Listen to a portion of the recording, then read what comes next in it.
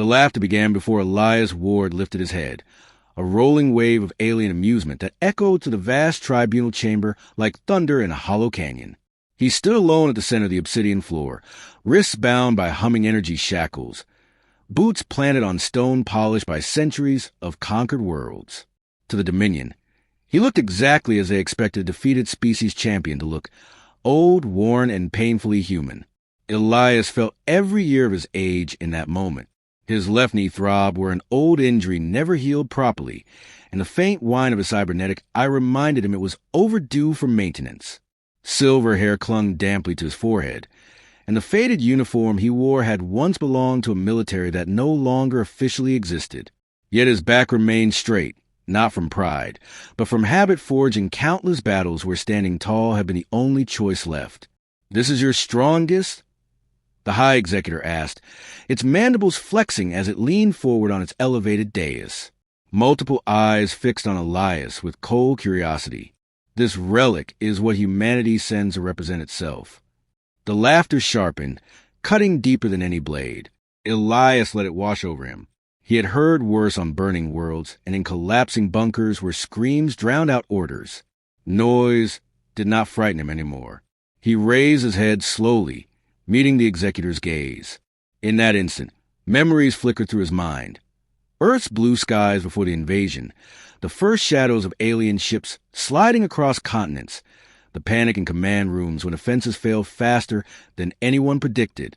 He remembered the faces of soldiers who trusted him, and civilians who looked at the uniform he wore as if it were a promise. "You may execute me," Elias said calmly, his voice rough but steady, "but understand what you are doing." The Executor tilted its head. "Enlighten us." "You are mistaking an ending for a conclusion," Elias replied. The chamber quieted slightly, curiosity edging out mockery. The Dominion valued spectacle, and they sensed one unfolding. Holographic projectors drifted closer, recording every detail of the old soldier's expression. "You lost your war," the Executor said. "Your fleets lie in ruin. Your worlds are occupied or ash. Your people scatter like vermin. Explain why we should listen to anything you say." Elias exhaled, feeling the weight of responsibility settle on his shoulders heavier than any armor. "Because you have seen what humanity looks like when it is surprised," he said. "You have not seen what it looks like when it is prepared." A ripple of murmur spread through the assembled officials. Elias noticed it, filed it away. Fear rarely arrived all at once. It began as doubt. "You were chosen carefully," the Executor observed. "Old enough to be harmless, broken enough to be symbolic." Elias smiled faintly. "I was chosen because I have lived long enough to understand what matters." He shifted his stance despite the restraints. Testing their strength, they held firm, but the motion was deliberate, reminding himself that he was still present, still alive.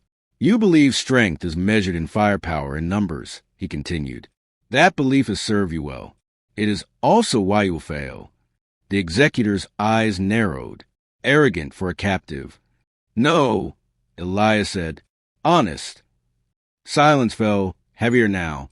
Elias felt the chamber's attention sharpen, not as mockery, but as scrutiny. This was the moment he had prepared for, not with weapons or tactics, but with words shaped by loss and survival. "I am not here to beg," he said quietly. "I am here because my people needed someone who would not lie to you, someone who could look at your power and still speak without fear." The Executor rose from its seat, towering above him. "And what truth do you bring, old soldier?" Elias met its gaze, his cybernetic eye glowing faintly brighter. "That if I am standing here," he said, "then you are already too late." The laughter did not return, and in that absence, Elias felt the first fragile crack form in the Dominion's certainty. The Executor stared at him as if weighing whether to kill him immediately or savor the uncertainty he had introduced. Around them, lesser officials exchanged glances, their confidence no longer effortless. Elias felt the shift and allowed himself a single, steady breath. He did not know how long he would live after this moment, but that had never been the point. His role was to stand, to speak, and to make them hesitate. As alarms hummed softly beneath the chamber's floor, distant and almost imperceptible, Elias held his silence. letting the question linger unspoken, daring the Dominion to wonder what kind of species sent an old man deliver its truth. Elias felt the chamber's attention tighten around him like a closing fist. The Dominion officials no longer laughed. They studied him, searching for hidden weapons or coded defiance, as if courage itself might be contraband. He remained still, allowing them to see what he wanted them to see, an aging soldier with tired eyes and nothing left to lose. The High Executor descended from its dais, each step deliberate, talons clicking against the floor. "You claim preparation," it said, "yet you stand alone, restrained and surrounded. Explain this contradiction." Elias considered the question carefully. "Preparation does not always look like strength," he replied. "Sometimes it looks like patience." A low murmur spread. The Executor circled him, assessing scars both visible and hidden. "Your patience cost you your world," it said.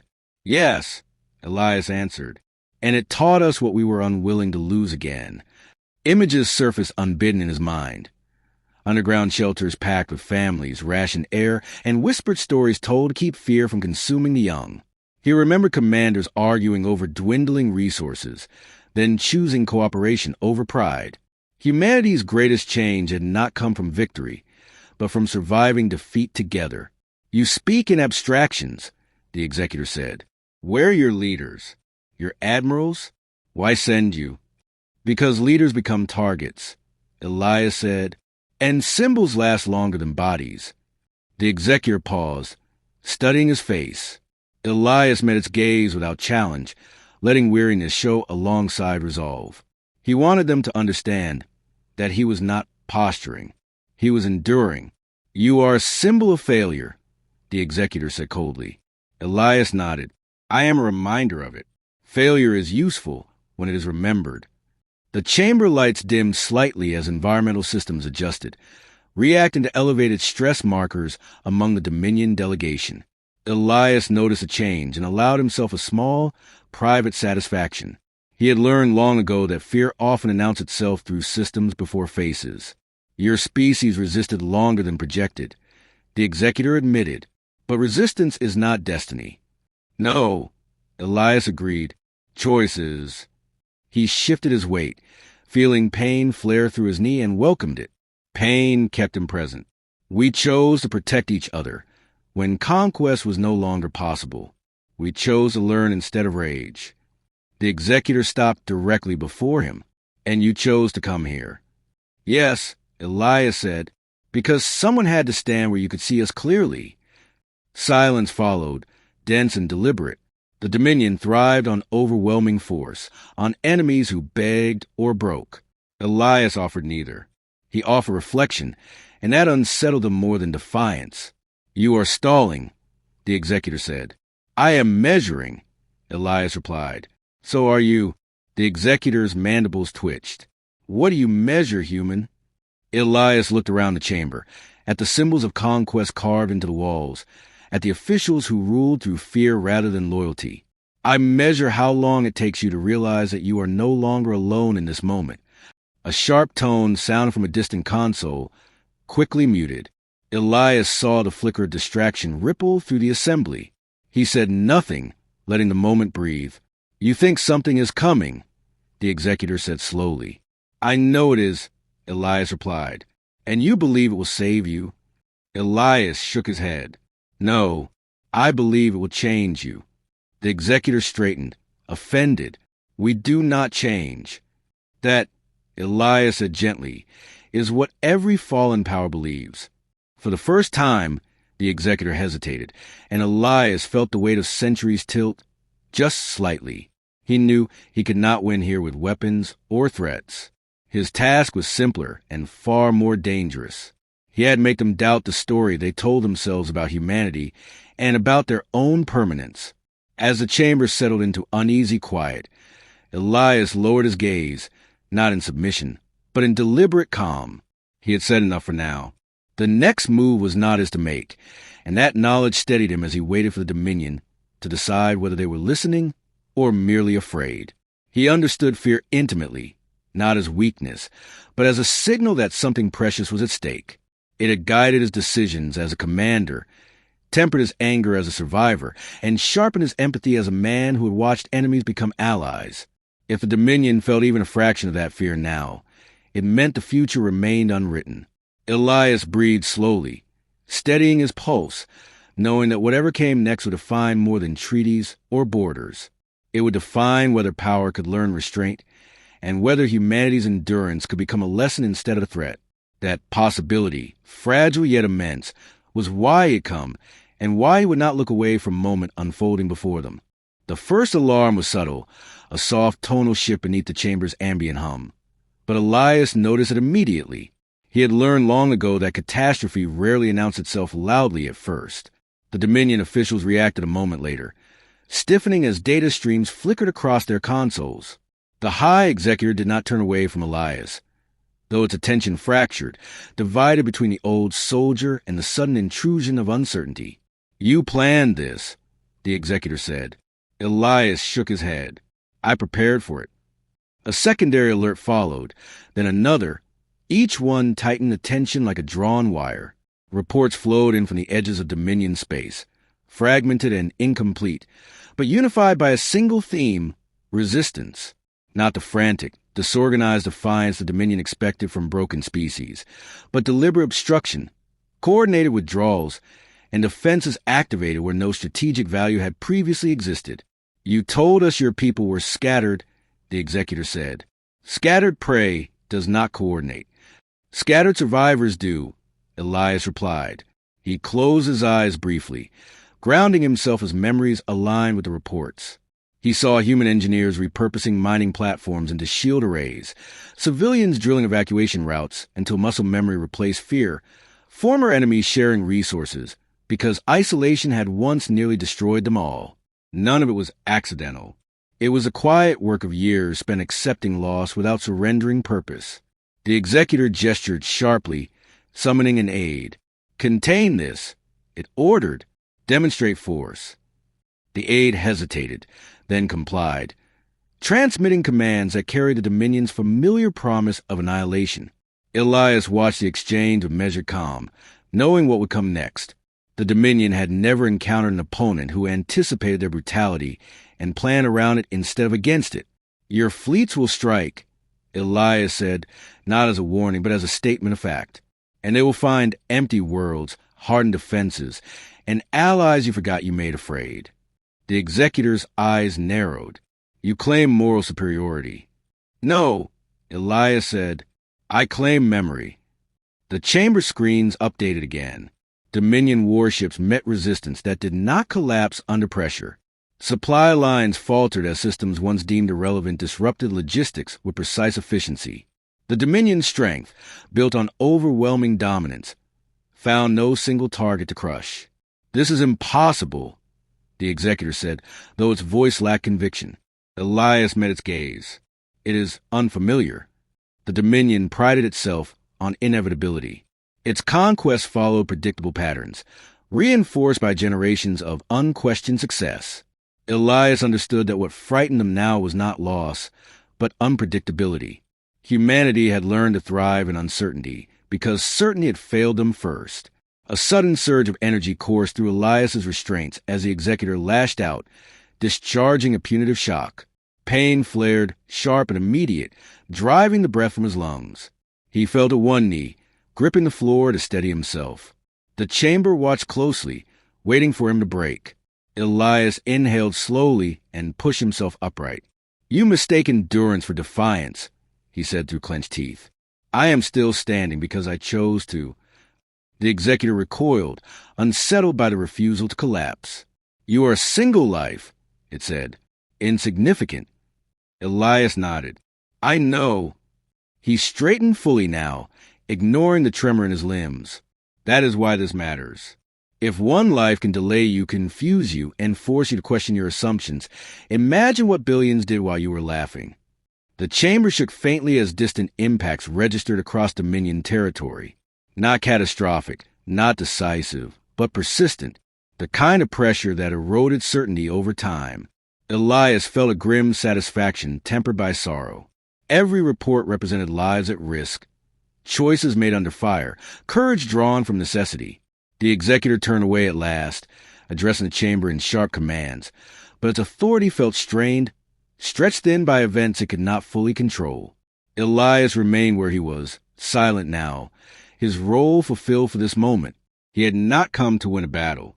He had come to disrupt a narrative. As the Dominion scrambled to respond, Elias lowered his gaze, conserving strength. He did not know whether he would survive what followed, but survival had never been the measure of success. If doubt had taken root here, then humanity's warning had been delivered, and as the chamber buzzed with hurried calculations and restrained panic, Elias allowed himself a single, quiet thought. The galaxy was listening now, whether it wanted to or not. The chamber settled into a strange stillness as the report stabilized, no longer multiplying, but refusing to resolve.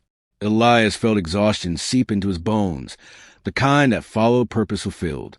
The high executor stood motionless, authority eroded not by defeat, but by uncertainty, and that distinction mattered more than any battlefield outcome. "You have forced a pause," the executor said at last. "Nothing more." Elias looked up slowly. Pauses change trajectories. The executor studied him as one might examine an unfamiliar tool, wary of unseen edges. "You believe restraint is strength." "I believe survival is," Elias answered. "Everything else is decoration." Another silence followed, longer this time, heavy with reluctant consideration. The Dominion had always ruled through momentum, never stopping long enough to question direction. Elias could feel that momentum faltering, grinding against a reality that refused to bend cleanly. "You will not be released," the executor said. "Your fate remains unchanged."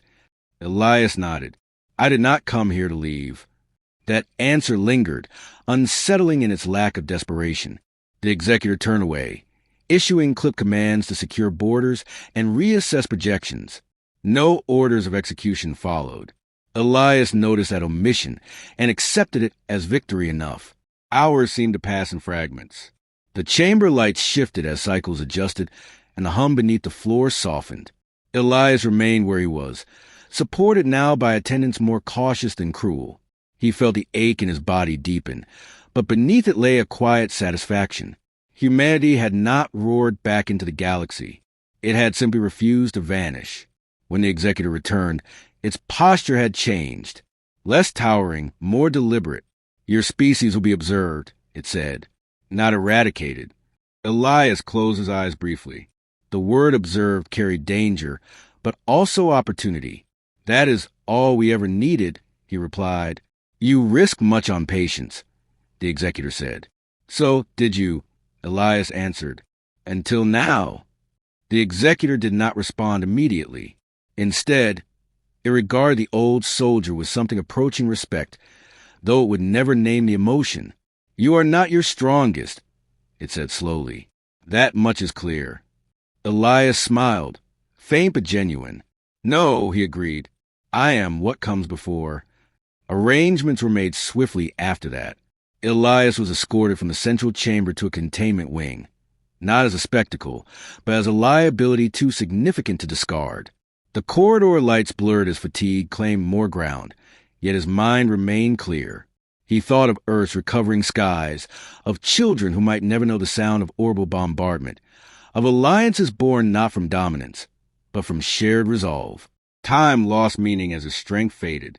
Medics, Dominion and otherwise, worked with professional detachment, stabilizing him without cruelty. Elias accepted their care without pride. He had learned long ago that receiving help did not diminish contribution. As consciousness waned, he felt no regret. He had stood where he was needed, spoken what had to be said, and trusted others to carry the work forward.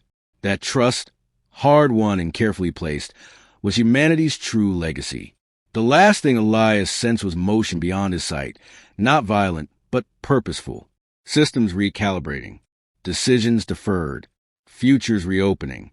He allowed himself to rest, knowing that the warning had been heard, even if it was not yet understood. Somewhere beyond the walls of Dominion, countless lives continued their quiet labor of survival, unaware of the old soldier who had stood alone so they would not have to again. Elias drifted into darkness with a steady breath, content not because the struggle was over, but because it would continue without him. And in that continuation, fragile and resilient, humanity endured, not as conquerors, but as proof that even the smallest pause could reshape the course of empires. It was enough for now. The galaxy did not need heroes carved from myth, only people willing to endure uncertainty without surrendering compassion. Elias's story would fade, misinterpreted by some, dismissed by others, yet its impact would persist in choices made quietly, far from thrones and tribunals. He had given the Dominion a moment of hesitation, and in that hesitation lived possibility. As borders stabilized and commands softened, seeds of restraint were planted where none had existed before. Elias would never see what grew from them, but growth did not require witnesses. It required time, and time was what it bought, measured not in battles, but in breaths unbroken by fear. The old soldier had been a warning, not of destruction, but of endurance, and endurance was contagious. It would spread quietly, patiently, until even empires learned to pause, listen, and choose what kind of future they wished to inhabit, once the laughter finally faded into memory, leaving behind silence, reflection, and a fragile chance to begin again together.